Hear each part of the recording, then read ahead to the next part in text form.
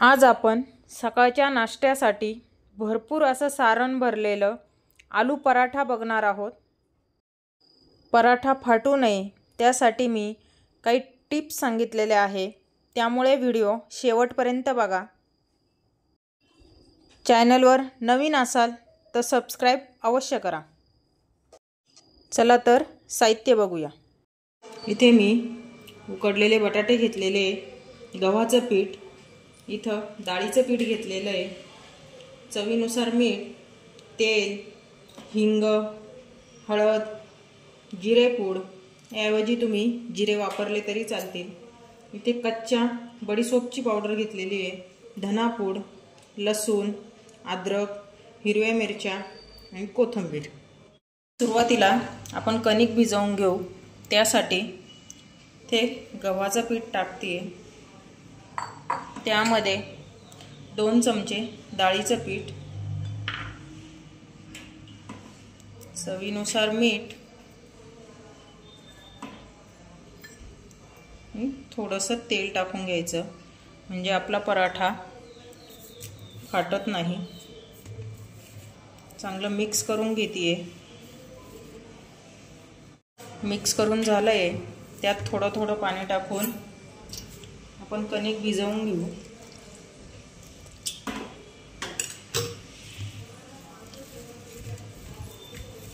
जसं आपलं पोळीचं कणिक भिजवतो तसंच कणिक भिजवून घ्यायचंय।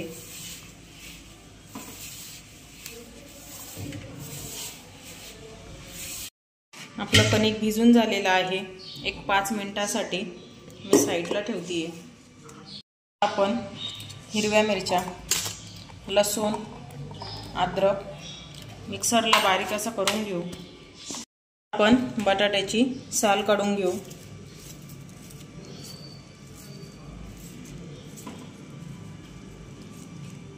बटाट्यांची साल काढून झालेली आहे, आता आपण ते किसून घेऊ।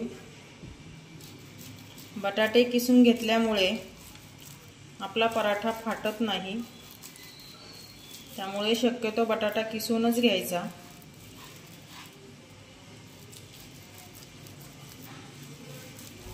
आता आपण पराठ्यासाठी सारण करून घेऊ। मी इथे बटाट्यामध्ये हिरवी मिरची, हिंग, धनापूड, कच्च्या बडीशोपची पावडर, जिरेपूड आणि हळद टाकून चांगलं मिक्स करून घेते। चवीनुसार मीठ टाकून घेते आणि भरपूर अशी कोथिंबीर। चांगलं मिक्स करून घेते।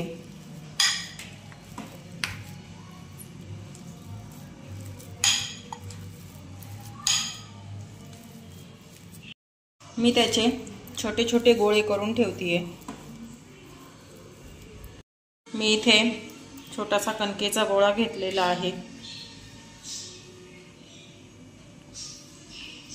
तो मी थोडासा असा लाटून घेते।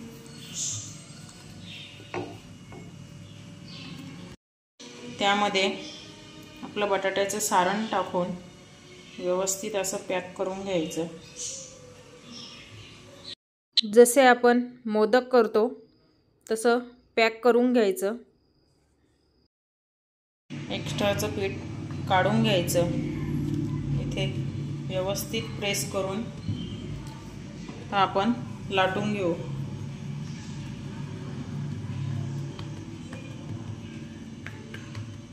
मी इथे गॅसवर तवा तापत ठेवलेला आहे। तवा चांगला तापू द्यायचा, गॅसची फ्लेम लोच ठेवायची। पराठा एकदम अलगद हाताने लाटायचा।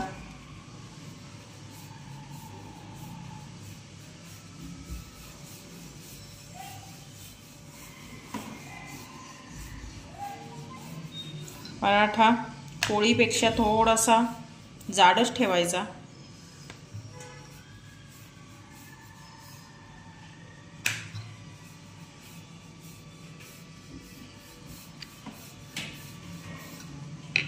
मी तव्यावर तूप टाकून घेते।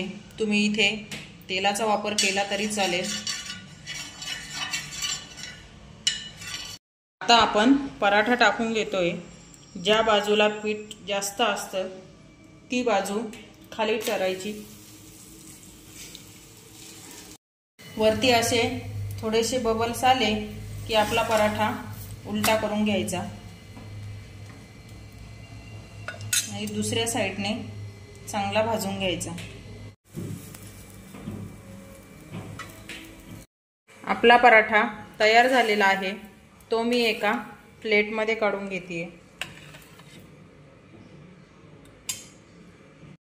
असेच मी सर्व पराठे करून घेते। छान असे आपले आलू पराठा तयार झालेला आहे। रेसिपी आवडल्यास माझ्या चॅनलला लाईक अँड सबस्क्राईब करा।